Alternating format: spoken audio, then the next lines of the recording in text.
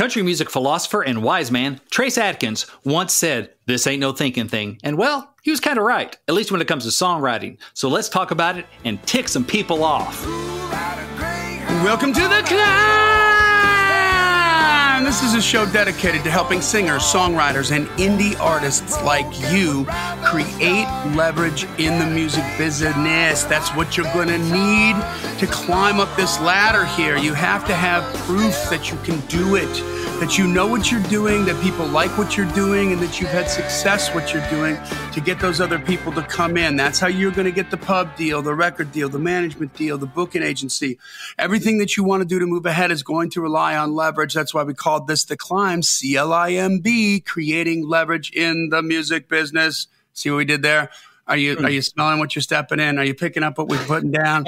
All right. That's a Baxternym created by my good friend and co-host, Mr. Brent Baxter. Brent's an award-winning hit songwriter with cuts by Alan Jackson, Randy Travis, Lady A, Joe Nichols. Got a couple number ones last year as well in the Southern gospel market. So he's still pumping hard and fast, ladies and gentlemen. And what I love about Mr. Brent Baxter is he helps songwriters like you turn pro by revealing how you write like a pro, do business like a pro. And when you get those two things happening and those pistons popping, he's going to introduce you to the pros, start some relationships, and off you go. You can find Brent very easily at songwritingpro.com.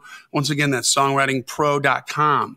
And I would like to introduce you to my co-host, Johnny Dwinell. Johnny owns Daredevil Production. They're breaking artists digitally by identifying new fans through data. It's complicated, but Johnny's smart.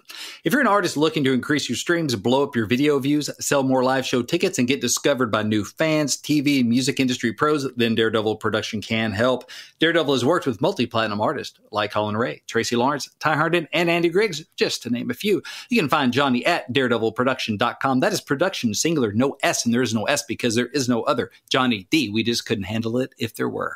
How you doing, bro? Man, I'm doing well. Thank you for the intro. And I was thinking about that. Thankfully, the chart came out for the first week of January. So it's by the time this drops, it'd be a couple weeks ago. But Hallelujah Homecoming bumped back up to #1. So starting the year off with the Southern Gospel #1 and happy sweet. For that. Congratulations. So, yeah. So ended the year and started, just kind of rolled over. But now I can say I've had #1 2 years in a row. Yes, you can. It was like 2 weeks in a row, but hey, different years. That counts. It is also different years. That is also accurate. That is true. So anyway, feel pretty blessed about that. He had #1s in 2020 and 2021. What? Yeah. So there we go. So, that's called winning before you're spinning. I hope so. Hopefully it's not the last one of this year, but we'll see. All right. What are we going to learn today? All right. So I think sometimes as songwriters, we get too far into the Nashville bubble and just start writing what we think will impress other songwriters and publishers. But sometimes we just overthink it. We're just thinking too much. So that's what I want to talk about today. I've had some recent experiences with that. And I just thought it was worth diving into because I know a lot of writers fall victim to that trap. And I want to try and set you free. Oh, I love it. All right. Well, before we get to that, let's take care of a little business. As always, thank you to American Songwriter Magazine and their podcast network. We're super proud to be one of the flagship shows that was migrated over to this platform when they began it. And man, we just love being a part of this brand. This is a 36-year-old brand. Every time I see the cover of the magazine, I'm like, yes, we're here. Right. Like, we rock. But, thank you for that, guys. Make sure that you join the C.L.I.M.B community if you haven't done so. This is a thriving Facebook community that's singers, songwriters, indie artists, indie musicians. We're on there sharing information, sharing news, sharing ideas. People are hooking up with songwriting connects. Even internationally, they're getting co-writes and stuff, working with each other, having some success from that, asking questions about promo, marketing, different strategies, getting great answers. I feel like the climbers that are on that platform are well-versed. And every time that we've ever chimed in on an answer, I don't think I've ever disagreed with anybody. I just am like, yeah, what they said, and maybe I got something to add to it. But pretty solid information there. And you got to ask to be let in, but we let everybody in. And what do we got going on in the wins section there, brother? Yeah, so every Wednesday we post the new Height segment. So we invite you to share your music-related wins for the week, big or small. We love them all. And so this one is from a couple of weeks back now by the time this comes out, but we still love them, want to celebrate them. So Let's see. Johnny Matt Music says, I received weekly spotlight for January 2nd on American Songwriter Writers Room. And he has a link there for that. I turned him on to that. So that's cool. Good job. I saw that in my email that we get from American Songwriter. Mm-hmm. And then I recognized the name and I'm like, wait, I know this cat, like from the C.L.I.M.B community. And I think from some emails I got from him, because remember, he was the one that reached out to me and was like, hey, it's been like 5 weeks. Have we reached a quota or something? Can I get in? Because we just had a little admin issue there. We fumbled the football a little bit. And I was like, wow, thanks so much for doing that. And then literally I saw him like, dude, is that you? He's like, what? Wait, what? I sent him the link. He's like, that's me. I'm like, awesome. So congratulations. You're famous. You didn't even know it. That's awesome. He just got in. He's already winning. Let's see. Patrick Adams said, I've started a YouTube channel. I got my first video posted. Now I have to follow the advice from Brent and Johnny that they gave on the last C.L.I.M.B podcast about lighting up my game. So, or lighting to up my game. Talk about perfect timing. Congrats to all Wednesday. There you go. Okay. Well, first of all, shout out to the lighting, and also, what's his name? Patrick Adams. Everything you do on your YouTube channel, duplicate that as well on your Facebook video platform. Same playlists, same content. But it's just another upload. That's all. Same content. Just, you're multi-purposing it, but don't forget your Facebook video platform too. It's going to be important. Awesome. And here's the last one we'll do. This is from Tokunbo Akinro. So I apologize for butchering your name. It deserves better than the treatment I just gave it. But anyway, it looks like she says here, I set up my first ticketed live stream concert just before Christmas, and it surpassed all my expectations. After many sleepless nights and with a little help from my uncle, who's a sound engineer, I conquered technology and managed to produce CD quality audio and pro video. I did print and radio PR and managed to get press features. I emailed my fans. I did offline marketing for my super fans as well as social media. I used Eventbrite for ticketing, set up tiered tickets that also included merch, and I set up an automated email series inviting people to tell their friends and join my email list.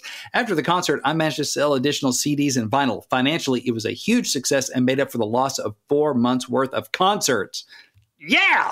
That is a freaking vulgar display of prowess to Tokunbo, whatever. Yeah. However you say it. I think I put that. Amen. I commented on that. I see that in your comments. Yeah. Vulgar display of prowess. I mean, that's like, here's a how-to. Here's a little map for you in the wind. Yeah. Not just a win, it's a road map. She's dropping breadcrumbs for you. And I'll bet that she hadn't done this 100 times before. Well, she just apparently tried not. That it. was the first one. First ticketed live She just tried it. And look at what happened. Mm-hmm. Goodness gracious, people. What are you selling? I love it. Climbers are climbing. Yeah. All right. So moving on here. Subscribe to the podcast wherever you like to consume your podcast to make sure you get every single episode in there. You don't miss a beat. Make sure that you leave a rating and review. We're trying to get to 200 and tell a friend about it. Like if you like this, if you're getting value out of this, if this matters to you, then it might matter to somebody else too. And it's going to mean a hell of a lot more coming from you than if they hear from us. Because, we're great. Just ask us. We'll tell you. But if you say we're great, that's cooler. Exactly. So, all right. Well, let's put the spaghetti into the machine here. How do I overthink a hit song? All right. So again, sometimes we get too far, like I call it the Nashville bubble, because that's, the bubble I work in. And you start writing what you think will impress other songwriters or the songwriter in the room with you, your co-writers, or what you think will impress publishers. We try to be really clever. We try to be really different. And we really try hard. And I love good hard effort, right? I mean, this is competitive. This is the big leagues. You got to try. But sometimes we just plain overthink our songs, and it hurts our chances of actually getting them cut. So this is a little while back. I was in a co-write or just having a chat with Canadian country star Aaron Goodwin. So Aaron's a young artist who's carving out an award-winning career north of the border. He's won like Songwriter of the Year or Song of the Year, some of that stuff. And so, he's doing well. He's having number ones and having hits up there. And so hopefully he's going to start making waves down here in the U.S. soon. So I'm a big Aaron Goodwin fan. I've known him for, I don't know how long now, long time. He's a good dude, works his butt off, and a great artist, great singer. So anyway, I think we were writing back before COVID, and I asked him how playing out on the road has changed how he wrote songs. And he's like, oh, yeah, there's a difference. And basically, he's trying not to overwrite his songs. So his thing is like, man, people go to shows and they just want to have a good time. They want to sing along. He said he'll play a brand new song and be like, hey, this is a brand new song. Nobody's heard this yet. Here it goes. And people will start singing along like from the beginning, even though they've never heard it before and they're getting the words all wrong. They're just like, I got a beer in my hand and I'm singing along just because I want to sing along. He's like, that's how much they want something to sing along with and participate and be part of the thing, you know? Like, they've never heard this before. I just told them they've never heard this before. And they're still like trying their best to stumble along, sing along. They want to have a good time. They want to participate. How beautiful is that, right? That's awesome. Mm-hmm. So his thing is, give them something they can sing along with. Yeah. You know? Yeah. And so he said he could play Achy Breaky Heart or Alan Jackson's Good Time, G-O-O-T, whatever. You know, he could G to the O to the O to the D, that whole weird stuff, you know? He could play it like 3 times in a row and the crowd would just love it. They don't need the highbrow bluebird songs, we call them. Like, ooh, that's a bluebird song, which means it's very crafty, but it's probably not a hit. Super deep. Super deep. Probably not going to get cut. Probably not a hit, but it's super crafty. So it's a bluebird song. And some bluebird songs are great. But people come out, they want to have a good time. Now, there's going to be some variation of this, obviously, for certain artists, certain lanes, the vibe, you know, that sort of thing. But on the whole, for mainstream live shows, especially for like country artists and that kind of stuff, people, they want to go, they want to party, they want to have a good time, they want to sing along. Okay. Yeah. So that got me thinking that, okay, maybe I'm overthinking too many of my songs. Because as a writer, I'm not a performer. I got 5 kids, so I don't go out to a lot of shows, right? Life is busy. I need to be home if I'm, you know, which going to shows actually is working for me. But, yeah, you know, it's research. But I don't go out to a lot of shows. I'm kind of a homebody when I'm not working. So I'm spending time with other writers. And, you know, we're trying to hold each other to a high standard, of course, you know, to write the best songs we can. But sometimes we can forget that the fan wants to have a good time. Yeah. They want to hold up a beer and sing along. You got 40 hours worth of troubles to drown. Exactly. Or if on it's a Friday like night. a gospel thing, they want that stand-up moment, hallelujah moment. Yep. CCM thing, they want to raise their hands and they want to praise God. And how can we do that simply? It's something they can sing along with. Every genre kind of has their version of that, right? So it's not just like country. Up all night, sleep all day. Yeah. Up all night, sleep all day. I love that. You know, you're hosting a party if you're an artist, right? Yeah. I'm here to facilitate you having a good time. So you're the most famous person in the room. Exactly. So it's like sometimes I try to get so deep and intricate or mind blowing, you know, with the idea or with the approach or whatever, that I forget that in a live show, folks just want to have fun. Cyndi Lauper's right. Girls just want to have fun, and so do boys. So if you don't know who that is, look her up. Oh my gosh. I can't believe that just happened. Cyndi Lauper. What are you doing to me? Yeah. So I was at a co-write yesterday and we were talking about this very thing. So I was with an artist and his producer. We're working, and the artist brought in an idea that honestly, it didn't kill me. It felt like it was pretty done. Like, I've heard this idea a lot.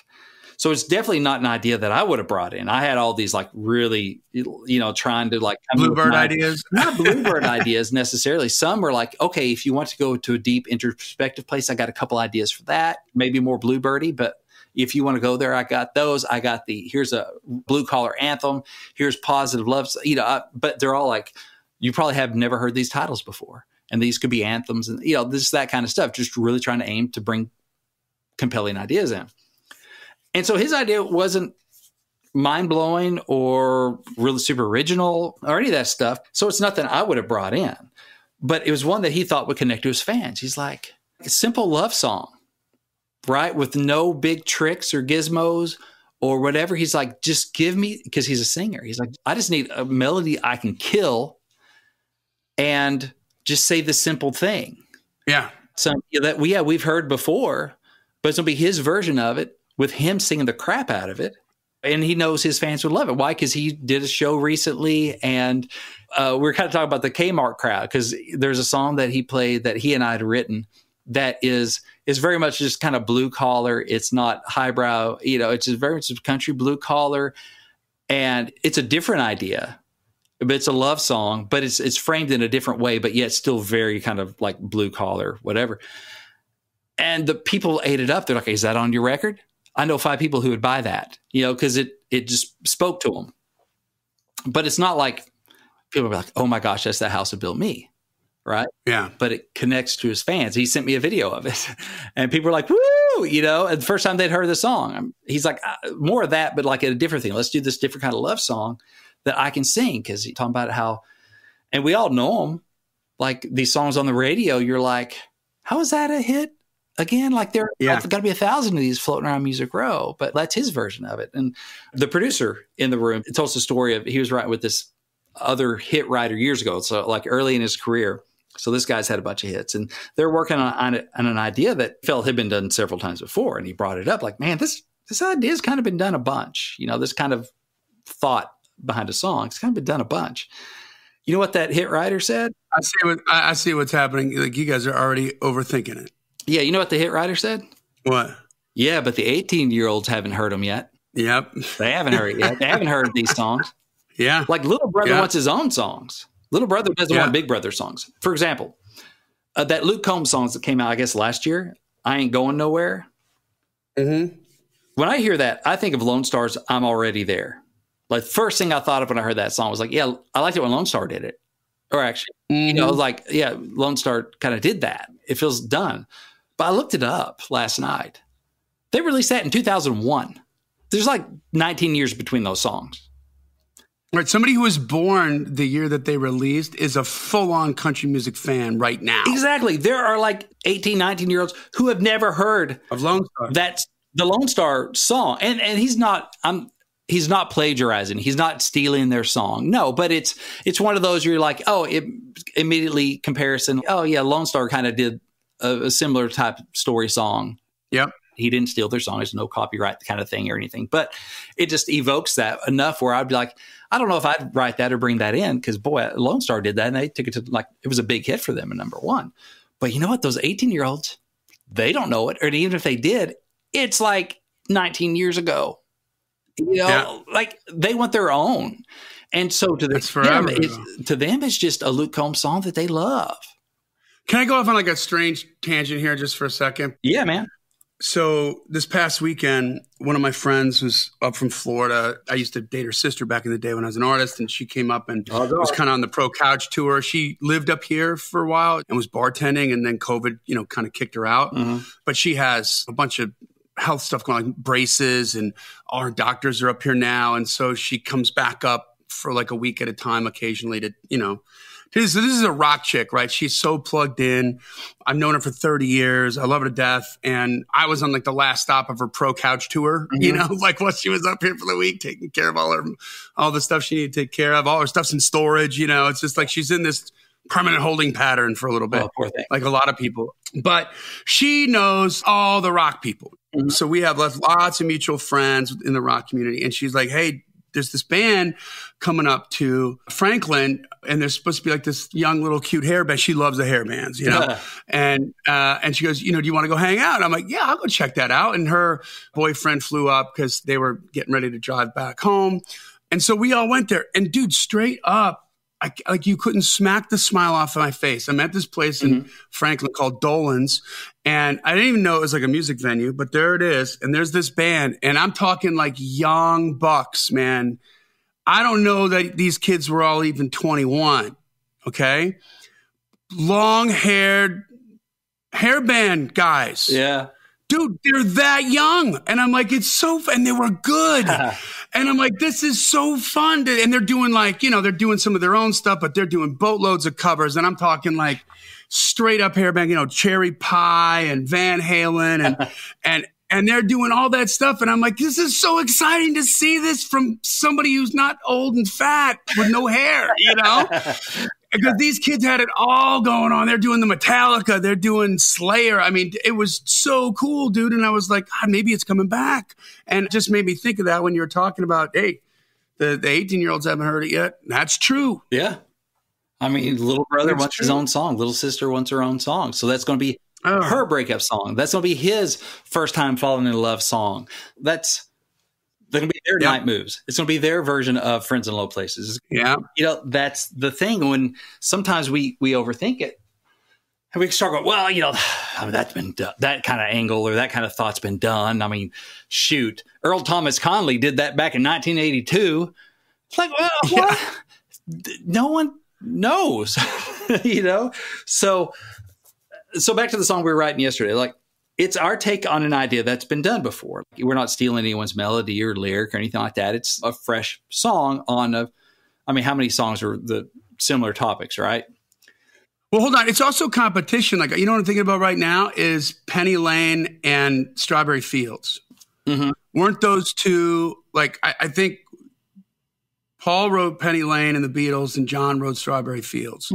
And I don't know which came first, the chicken or the egg, but one person wrote it because the other guy wrote that. And he's like, okay, I'm going to write that song. You know what I mean? And it's like a competition thing. Yeah. So I think I got those two songs right. I'm pretty sure Strawberry Fields is one of them. And I think Penny Lane is the other one. If I'm wrong, just comment in the C.L.I.M.B community and straighten me out. But that's competition. That's good. Like, let's springboard off of that. Yeah. Let's do that and write it better, kind of a thing. Yeah. And so, I mean, it was amazing. Like, it took us a long, we were fighting it. Like, okay, the artist wants to do this sort of thing. And I get it. Like, I can sell this. My fans will love it. Yeah. That kind of idea has been done, of course, but they haven't heard me do it. Yeah. I can own this, and my version can connect with my fans because it's a very relatable idea, which is why it's been done before, right? I mean, we're not reinventing the wheel here. And that's right. Sometimes a wheel just rolls, like you just want a wheel, but I want your wheel. You know, I want your version of that. But I could tell we were kind of fighting it. Like we were trying to figure out the chorus and just to really lock in on just like kind of how simple it was and not to keep upgrading it in a way and to overthink it. Oh, chill, stop overthinking. Yeah. It actually really is this simple. Let's just try just saying this. Like, you know, stop trying to say too much. Stop trying to say it in a convoluted way. Just freaking tell her she's beautiful and do it with a killer melody and write a verse that's super relatable and interesting, but simple and real life and conversational. Like, it's harder than it looks. Not to go, well, this is really different, you know, and just go, okay, it's probably not going to win. Who knows? It might win awards, and maybe it could win like single of the year. May not win song of the year, but I would take a single of the year.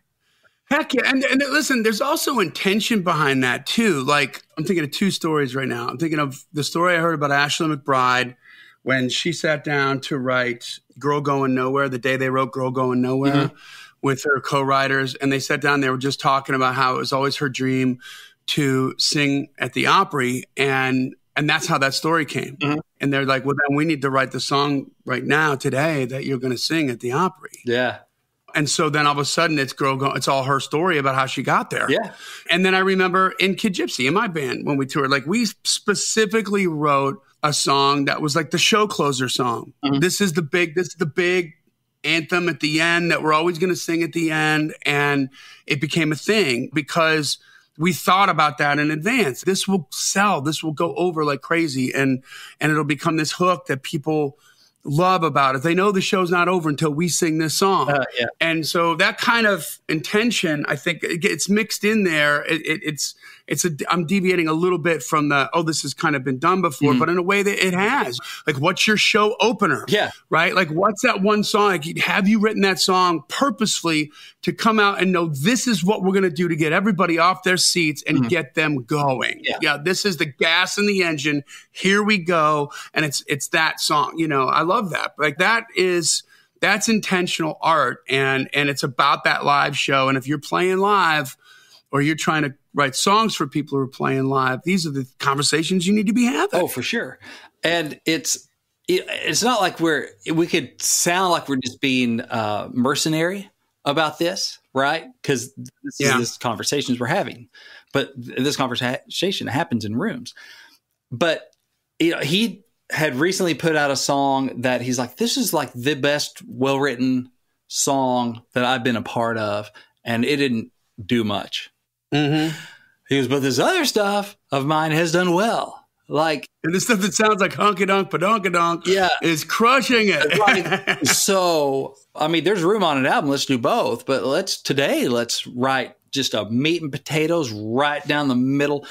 And it's something that he could relate to. So he wasn't just pulling it out of thin air going, the country people will like it. No, it was like, it's a super relatable idea. He can relate to it. I'm like, oh, dude, I see this. I've been here.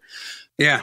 So we are pulling from personal experience. And so there's a lot of real life in there. It's not just a widget we're making up for just mass consumption. It's like, well, yeah, there's a lot of real life in there. And that's why we think it is fit for mass consumption, because We all relate to it. We know a ton of other people relate to it as well, but we're not looking down our nose at that. Yeah. So you'd be surprised, again, how hard it was to write a simple chorus. We have to keep ignoring the alarm bells in our heads that we're going clang, clang, clang, clang, clang. This is too simple. Yeah. This is too dumb. This is too Walmart. This is too, whatever. Like, this is cookie cutter or whatever. Yeah. We're just going to lean in because but you know what? The fans are probably going to love it. It's one song. It's one effing song. Yeah.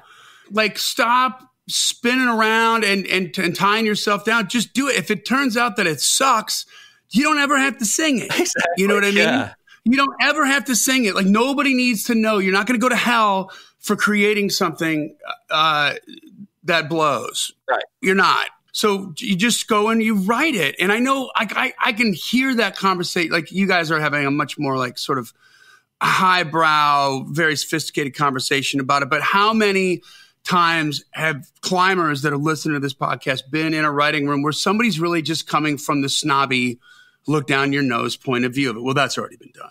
Yeah. So we can't do that. Well, why not? Yeah. I mean, Up All Night, I'm sure in any way wasn't influenced by the Kiss song, Rock and Roll All Night, Party Every Day. They're anthems. When with my artists, when I know I'm missing something and I've got them on like the writer tour and I'm plugging them into different writers, I'll be like, I need the rock anthem. I need this is what I'm missing. I need the big this or that or whatever.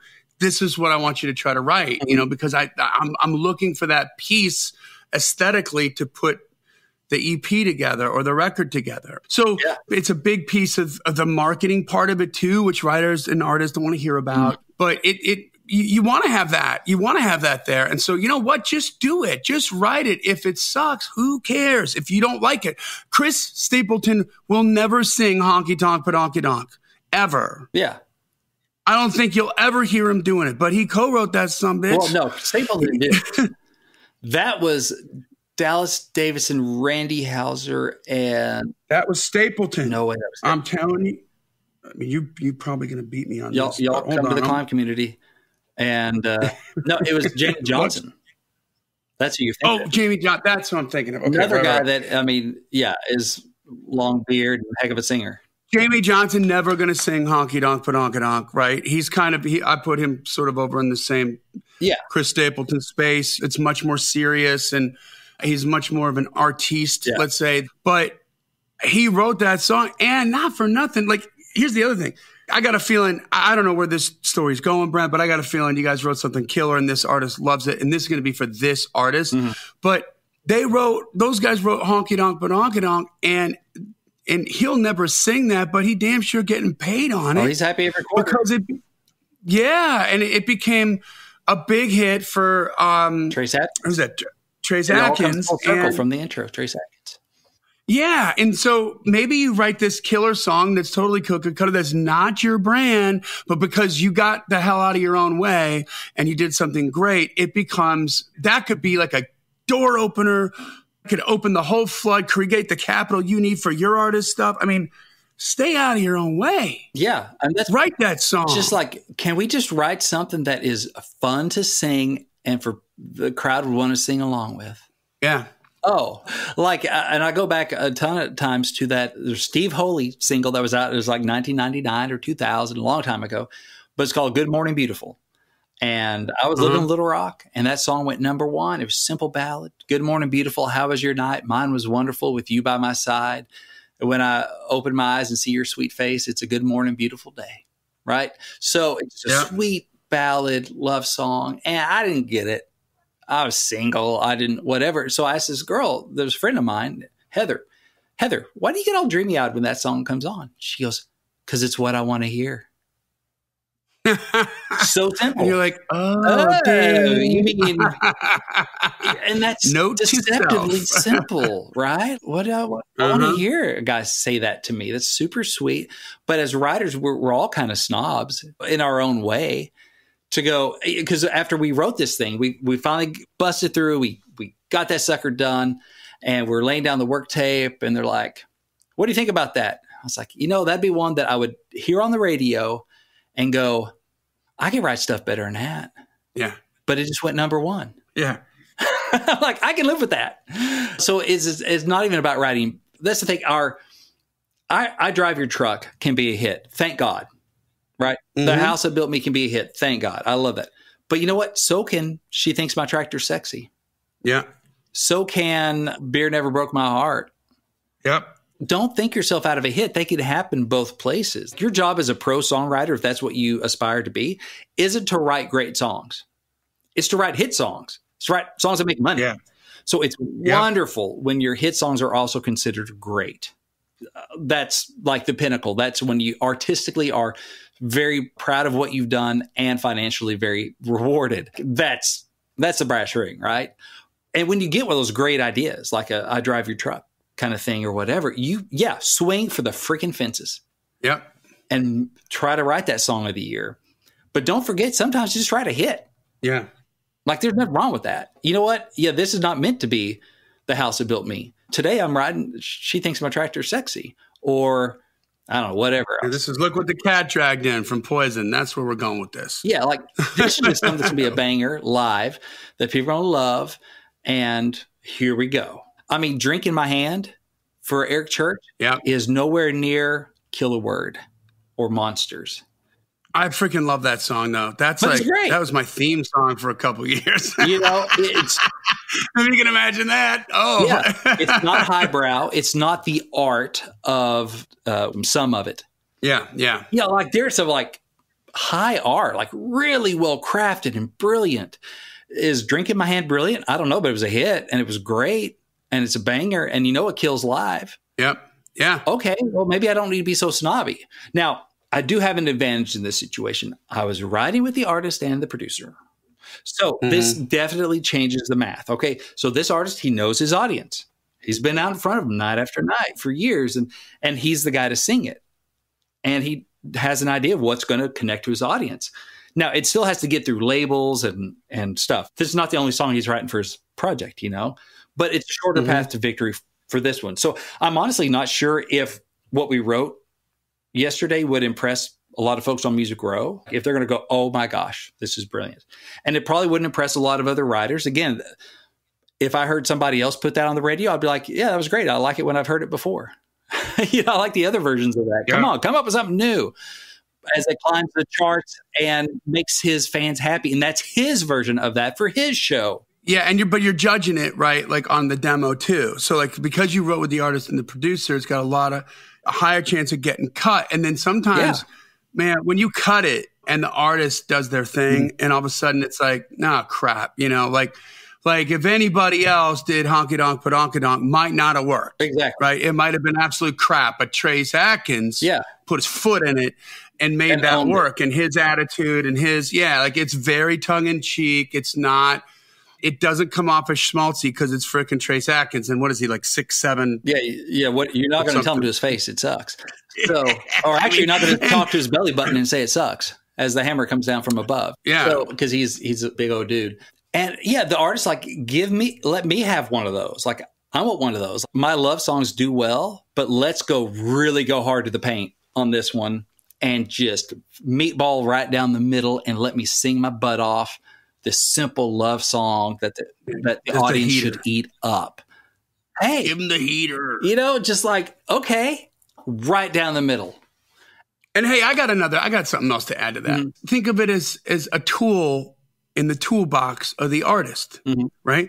So when I'm producing and the cats I hire, like the guitar cats, you look at James Mitchell or Brent Mason, man, they're coming in with like 6 to 10 guitars. Yeah. Why? Because I don't know what kind of flavor we're going to need today. To put this in there, this in there, this in there. You know what I mean? It's like they're just different colors. Think about if you got a 2-car family, right? You might have one that's all for the kids and another one that's maybe a little sporty or something. It's in the arsenal. Yeah. It's good to mix it up because to be able to go, like you were mentioning Eric Church, to be able to go from the word to Drink in My Hand. Drink in My Hand. You know, that's a nice smoke. Yeah, or smoke a little smoke, man. You know, like you got to be able to have those ebbs and flows in the context of the whole live show that keeps it going. And these are the arena acts, right? Yeah. So sometimes you're going to have the artist that's just going to be nothing but tear your flesh from bone, and everybody's going to be crying. I mean, it's going to be a little more artisty, and some of it's just a lot more entertainment. Van Halen, like Eric Church or Poison. I mean, these are really great entertaining acts. And even within the context of like a higher level artiste, like I'm a big fan of Tori Amos. I've been to a couple of her shows. She's still got some easier songs that are just not so deep and intuitive and make you think all the time. They're just fun songs. Yeah. Sheryl Crow. David Bowie, an artiste. Yeah. But he was sure on spectacle and showmanship and all this stuff too. And Let's Dance. I mean, that's not exactly deep. There you go. I liked it when I was a kid. Yeah. Then you have Major Tom, and you have, Lady Gaga. When you have an artist that can go back and forth, give them the gas to do that. Yeah. You know what I mean? And a good song is a good song. Speaking of writing for a point in a song, like I've been trying to think a lot more like, okay, if they go well, these are meant to be played live in a concert. Monday Morning Church, for as blessed as I've been to be a part of that song, I know Alan's played it some. He's had so many hits that he's blessed that he don't have to play all of them. And I don't know if that's one that's going to stick around because it's kind of competing for the ballad slot. Mm-hmm. He probably has more ballads that are like love songs or that were just bigger songs, that went number one. But you have a better chance of the tempo, fun ones getting played. Yeah. So either get the biggest song or get a fun one is a better chance to get played. So I don't know how much, like Monday Morning Church doesn't get as much recurrent as maybe another song of his that reached similar chart position, but was a fun, itty bitty or whatever, Tall Trees. Yeah. And that's just the way radio and shows work. And that's fine. I'm glad to, that I got the cut. Believe me, I'm glad about that. But also by the way, you get paid on that. You get paid on those live shows. Yeah. Yeah, exactly. So that's another cash register, right? Mm-hmm. So I was writing with an artist and trying to think of live show. And let's not overthink this. I don't have to bring in the dance every time. I don't have to bring in I Drive Your Truck. Okay, well, you know what? Let's write a show opener for his next album. Yeah. And so I wrote a song specifically with a title that lends itself to being the first song you play. Like you're talking about, here's the on-ramp, here we go.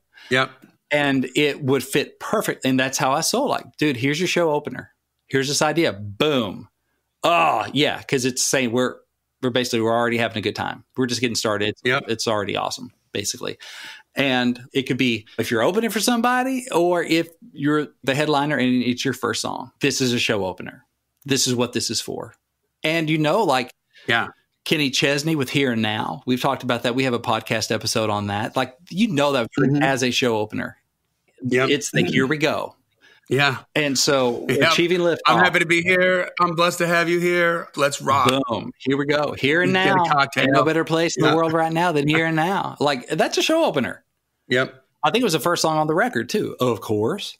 So, thinking about those specific spots, like, I'm not trying to write because different songs have different purposes. We don't all have to be We Are the World or whatever. So, So again, you have to know that I'm in a little different situation. If I'm writing with the artist, maybe I can get some of those through because it's his version of it. It's his melody that he loves and putting his special sauce on it that he knows will connect with his fans. And we've talked about it before especially after the Woody Bomar Play for a Publisher event I did. So I don't know what episode that was, but about kind of what it takes to cut through is stuff like More Hearts Than Mine, is stuff like I Drive Your Truck, is stuff like Homecoming Queen by Kelsey Ballerini. If you're going to write a truly outside song, it does take something pretty dang magnificent to break through.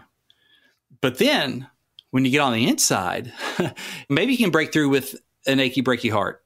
Maybe you can. And I hope so. Keep writing them because when you get in the room with the artist, they may need just that show opener banger. And if you can do that, like Johnny was talking about, having that tool in your tool belt, the conversation changes a little bit. Like, you bring me your Monday Morning Church idea, Brent, but also I need something to open my show with, or I just need something to close my show with, or something just to get them singing along and feel good. And by the way, I would rather, in the writer room, I would rather entertain a conversation with somebody that's like, I've written 20 of those, and I don't want to write that today, as opposed to, that's been done before.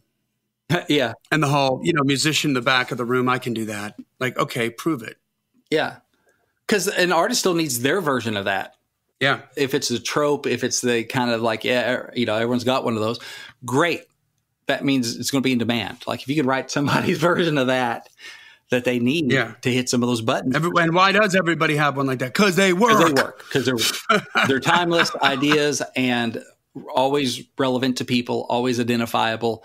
And but they haven't heard artist X's version of that and his particular melodic sensibilities and production and his or her, whatever they bring to it, like they haven't heard their version. We got Lone Star's version 20 years ago. I want my version. Mm-hmm. I want my favorite artist version of it. Okay. That's a really good point. So sometimes we do overthink it, I think. So again, would the song we wrote yesterday impress a lot of folks on Music Row or impress a whole lot of writers and make go, oh my gosh, you got to hear this? Probably not. But you know what? I think this artist's fans will love it. And at the end of the day, isn't that what matters? Because I'm in the service business. Yeah. And then it gets on the radio and it becomes a hit. And then you know what? Everybody's going to be impressed with the check on Music Row. Mm-hmm. And all the writers are going to be envious about the check. You know what it does? It allows me to write more songs, some of which I'm going to try and write I Drive Your Truck. Because some days that will be it gives me more tickets. I get to play the game that I love longer. Yes. Okay. So riding that artistic fence, mm-hmm. okay, a lot of Hollywood actors will do this. They'll do the big cookie cutter blockbuster Marvel thing, and that affords them the ability to go do this super artsy thing for just back end money or scratch that artistic itch, that credibility so among they can other circles, or an award kind of play. Yes. And one of my best buddies, we started our first band together in like 7th grade. He's arguably one of the top 10 ad guys in the country right now. So super creative, mm-hmm. right? He's been through all the big agencies, man, all the big ones. He's been through them before he got to his own agency. And I mean, this cat was doing stuff like When Banks Compete, You Win. That was him. Nice. GM Credit Card. That was him. He did when Sirius merged with XM Satellite Radio, all those cool commercials with Snoop Dogg and David Bowie and Elton John. Man, that was him. Those were his creatives and his partners. So it's like a singer songwriter, or like the words and music people, mm-hmm. like same thing. He does like the creative artwork, and his buddy has got the words, right? He's like the lyric guy or whatever, but they're for ads. And they do this crap all the time. So here's what's really funny, and this is what's really interesting. They would go and do, for nothing, they go do like mom and pop's bicycle shop in whatever city they're living in, because they get free reign to do something that's super edgy and super cool, because all the big accounts, all the big corporate accounts, they all want the kind of artists that will do the super edgy crap and they win awards with it. I think they're called the ACE Awards or something, man. He's won boatloads of awards, almost never from the big corporate accounts. Why? Because they want you to tone it back. Yeah, because they want to appeal to a broad swath of whatever. They're not going to let you be that edgy with them, but they're not interested in you unless you've won awards for having some edgy crap, which is really funny. Yeah. You know what I mean?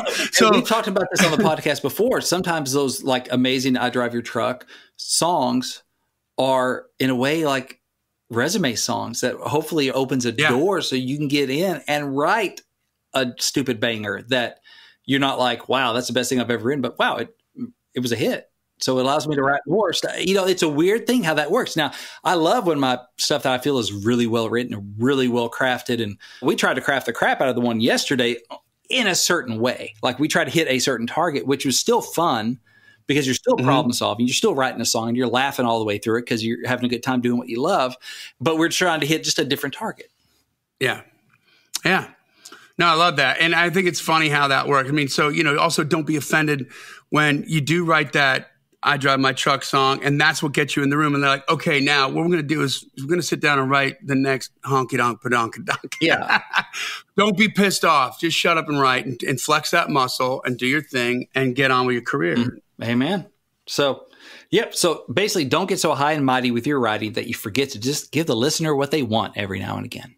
Yeah, I love it. And do all of it. That's the thing. Do all of it. I'm not saying only write the quote unquote dumbed down stuff. No, but try it every now and again. And don't be afraid to write the more crafty artiste stuff either. We got room for all of it. So don't be too good for it. Yeah. So that's what I had. Love it. Thank you for listening to me rant. Hopefully I didn't make too many people angry, but if I did, hey, that's good. So I have a gift for you for hanging in there. It's Think Like a Pro Songwriter. It is a free ebook. Basically shares some of what I've learned over my years in the music business, and hopefully it can help you on your journey as well. It's free PDF download. Just tell me where to send it. We send it to you. You can get it at songwritingpro.com/gift. Songwritingpro.com/gift. If you can't remember that, just go to songwritingpro.com and you'll see it up at the top. But yeah, it's my gift to you. Awesome. All right, guys, that brings us to the end of another Killer C.L.I.M.B episode. Join the C.L.I.M.B community. Subscribe to the podcast wherever you consume podcasts. Leave a rating and review.